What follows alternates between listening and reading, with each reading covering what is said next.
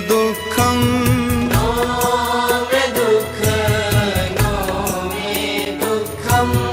आनन्दो मे वर्षति वर्षति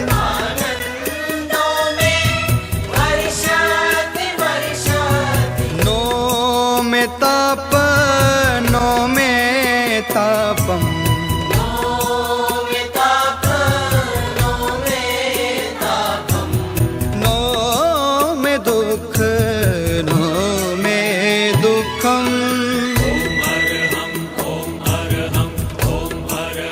नमस्कार। नो में दुखम अर्थात मुझे कोई भी दुख नहीं है। दर्शकों, हमारे इस धारावाहिक कार्यक्रम में आपका पुनः हार्दिक अभिनंदन है। आपने हमारे पिछले अंक में देखा कि जर्मनी की सुश्री कार्ला, उनके पति श्री क्रिस ग्रेडियस और रूस की डॉक्टर गैलिना के साथ साथ देश विदेश से लाखों लोग भारत में वास्तविक सुख की चाह में आ रहे हैं कि वास्तव में ये वास्तविक सुख है क्या। इस प्रश्न पर विचार करें तो पता चलेगा कि जीवन में सबसे मूल्यवान वस्तु है आनंद, शांति। शांति से जीना, तनाव मुक्त जीना, आनंद के साथ जीना, यह सबसे बड़ी संपत्ति है। इससे बड़ी कोई दुनिया में संपत्ति नहीं है। सुख कहाँ है, आनंद कहाँ है, शांति कहाँ है? खोज करें, बाहर कहीं शांति नहीं है। अगर हम कहें कि सुख शांति आनंद धन में है, तो हमने ऐसे धनी लोगों को देखा, ऐसे धनी लोगों को कि जो पास में तो अपार धन है, आंखों में आंसू है।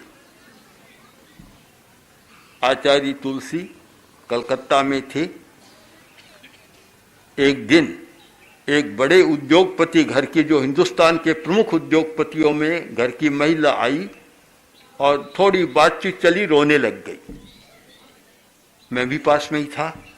आचार्य श्री ने कहा, बहन जी क्यों? कि महाराज मेरी जैसी दुखियारी दुनिया में कोई नहीं।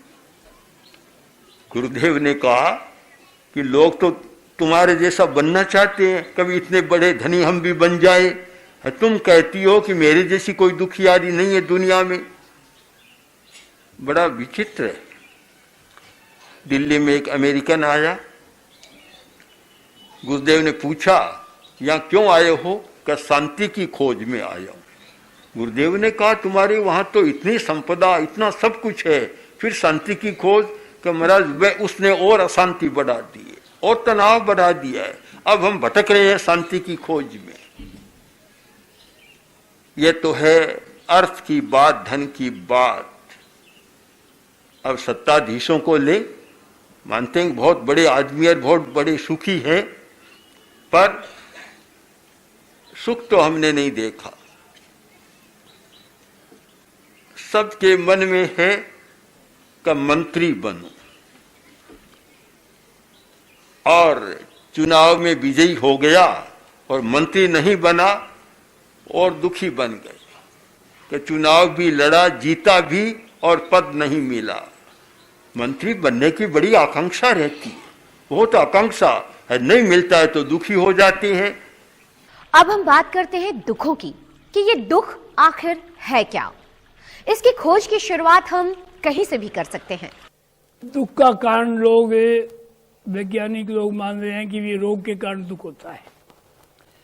रोग तो एक स्थिति है जो हमारे ही व्यवहार के कारण से पैदा होती है।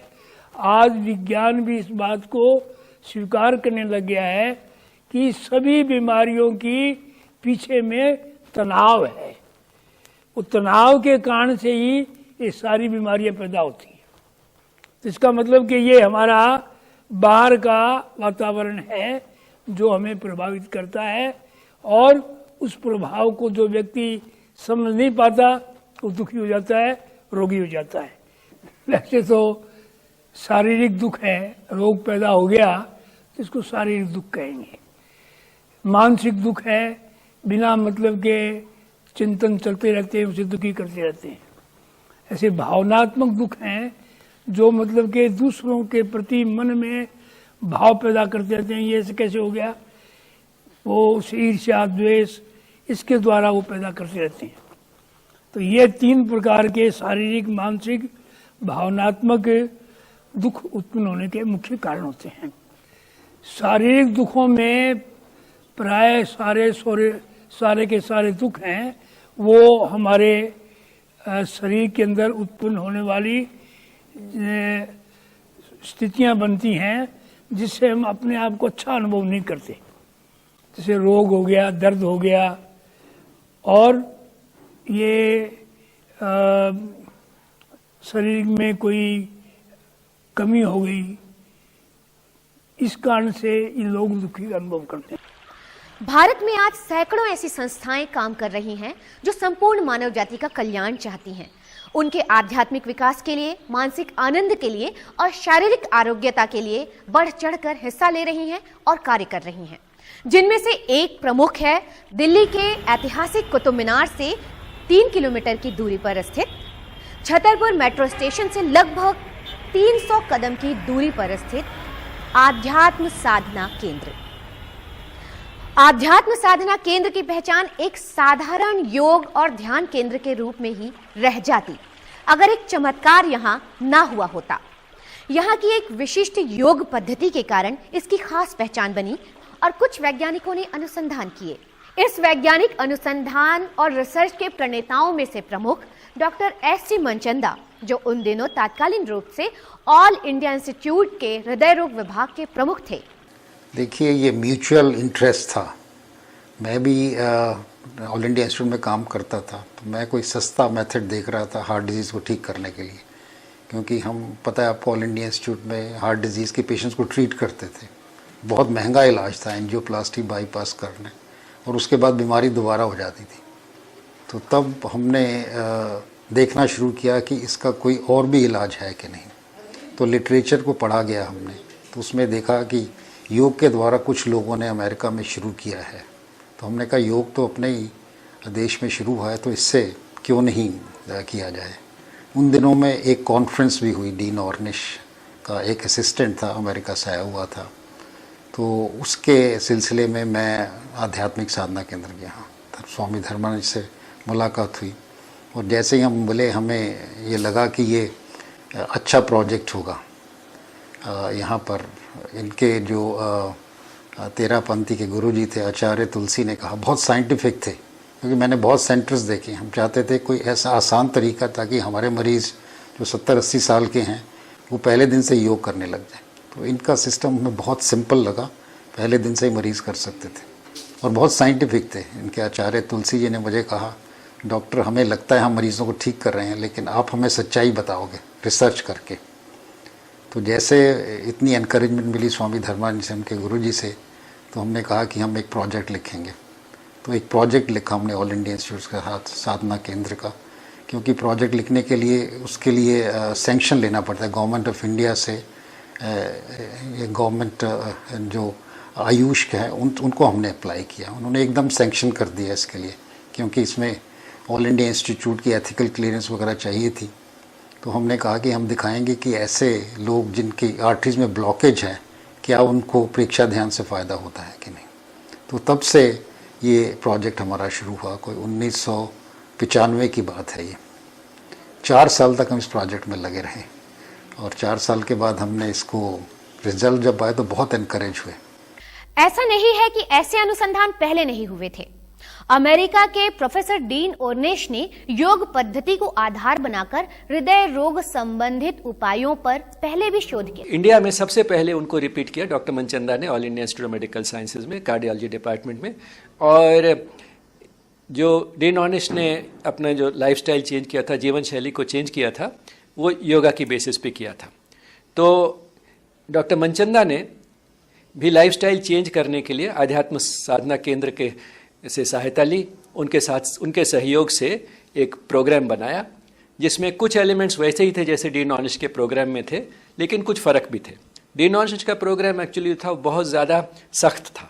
उसमें डाइट जो थी वो बहुत बिल्कुल ज़ीरो फैट थी, और कुछ ऐसी चीज़ें थी जिससे कि आदमी के लिए ज़्यादा कठिनाई हो सकती है। और उनके पेशेंट्स जो थे उनको बीमारी उतनी ज़्यादा नहीं थी, 40-50% के करीब ब्लॉक था। डॉक्टर मनचंदा ने 70% ब्लॉक वाले पेशेंट्स भी लिए और उनको डाइट जो थी वो ज़्यादा मॉडरेट थी, उसमें उतनी एक्सट्रीम चेंजेस नहीं थी।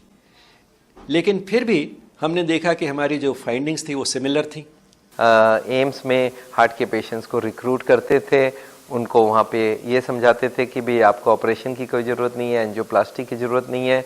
और वही लोग जो ये दोनों ऑपरेशन से दूर रहना चाहते थे वो हमारे रिसर्च में जुड़े और उनको हम यहाँ पे लेके आते थे आध्यात्म साधना केंद्र में और उनको ट्रेनिंग देते थे किस तरह से उनको जीना है, क्या खाना है, कैसे तनाव कम रखा जाए और क्या क्या पद्धति आपको प्रेक्षा मेडिटेशन के थ्रू करना है। उसमें हम लोग कुछ एक्सरसाइजेस करवाते थे जिसको हम लोग बोलते हैं सर से पैर तक की एक्सरसाइजेस, उसके साथ कुछ आसन ऐड किए गए, प्राणायाम ऐड किया गया, कायोत्सर्ग ऐड किया गया और उसमें प्रेक्षा ध्यान और इसमें एक स्पेशल पद्धति हमने यूज किया जिसको बोलते हैं साइको न्यूरो इम्यूनोलॉजी। कैसे और क्या हुआ था इस अनुसंधान में? किस प्रकार से आध्यात्म साधना केंद्र की ये विशिष्ट योग पद्धति और प्रेक्षा ध्यान पद्धति ने मेडिकल जगत में हृदय रोग के निवारण में एक नए अध्याय की शुरुआत कर दी थी? कैसे? अगले अंक में। तब तक ओम अर्हम्। शक्ति स्रोतः प्रादुर्भूतम्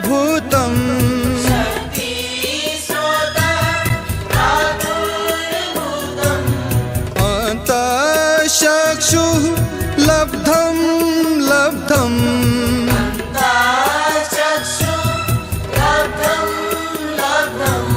नो मे दैन्यं नो मे दैन्यम्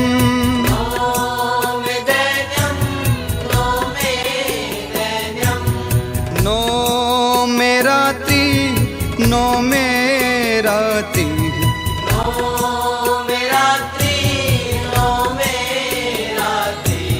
नो मे दुःखं नो मे तापः